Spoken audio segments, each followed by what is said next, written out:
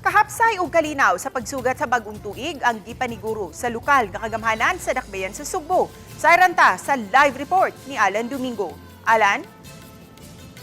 Happy New Year! Nata karon diri manukad sa Barangay Lahog. Di nato makita ito mga kaigsunan. Busy na sa pag last minute shopping alang sa ilahang pang medianoche. Sa pikas bahensas, andam no sab atong lokal nga kamhanan sa Dakbayan Sugbo ba natong kapulisan sa pagsiguro nga mapatuman ang kahapsay o kalinaw ato sa kalihukan nini pagsugat nato sa 2026.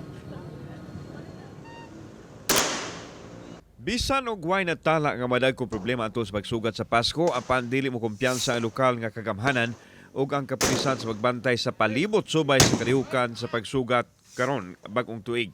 Gipaniguro nila nga mapatuman ang executive order ni Mayor Nestor Archival sa istriktong protokol sa pagpamaligya o paggamit og pabuto. Sa South Road Properties kun SRP maoy dapit diin gitugtan nga makapamaligya og firecrackers. Nga instead magpabuto ta sa atong lugar, ato sigurong himuon nga adto ta sa Post Plaza Independencia.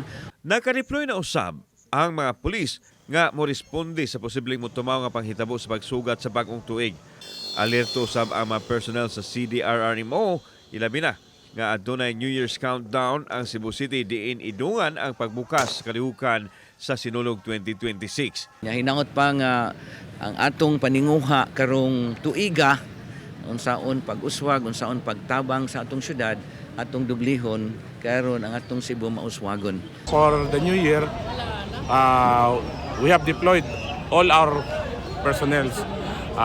That is part and parcel of the Oplan Paskuhan. Nanatani deployment plan tanan yun since the start of the holiday season. Gipahimangnuan ang tanan nga dili magpataka og pabuto ug dili gyud magpabuto sa firecrackers man o armas de fuego. Samtang paraan ang pagdagsa sa mga tawo sa SRP nga namalit og pabuto. Gipaniguro sa mga namaligya nga luwas ang ilang mga produkto ug adunay bombero o fire truck usab nga naka-detail sa dapit. Ses, balik ta diri sa may Barangay Lahog diri mga orasa ato makita ato mga kaigsunan nga daghan na alang silang last minute shopping, no? Atong kuan diri kanang one stop shop, dunay prutasan, dunay bingalahan. Og dunay mga kaning turotot kung dili ta gusto og firecrackers, doon na tayo option mga kapuso kining turotot atong kuan kisa ato ma-interview diri.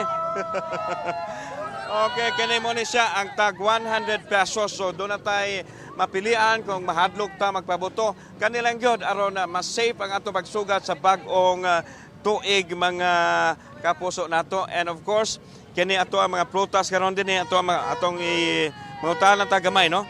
Ma'am, kumusta ato ang precious prutas karon?